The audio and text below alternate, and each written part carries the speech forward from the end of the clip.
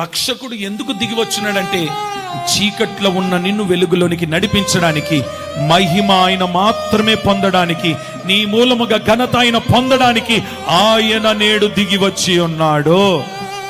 నా చీకటి బ్రతుకు మారాలనే కోరిక ప్రతి ఒక్కరిలో కలిగింది కదా. నేను ఇంకా గుహలో ఉండకూడదని అనుకుంటున్నావు కదా, నేను ఇంకా శవమై ఉండకూడదు కదా, నా కుటుంబం కంపు కొట్టిపోవద్దు, నా పిల్లలు కంపి కొట్టుకోకూడదు.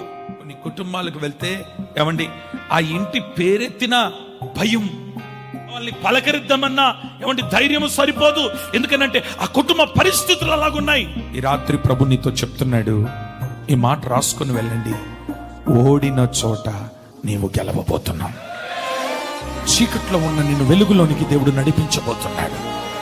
శాపగ్రస్తమైన నీ బ్రతుకును దేవుడు మార్చబోతున్నాడు. దరిద్రములు ఊరేగుతున్న నీ కుటుంబాన్ని, ఆ దరిద్రాన్ని కొట్టివేయడానికే రక్షకుడు దిగి వచ్చున్నాడు.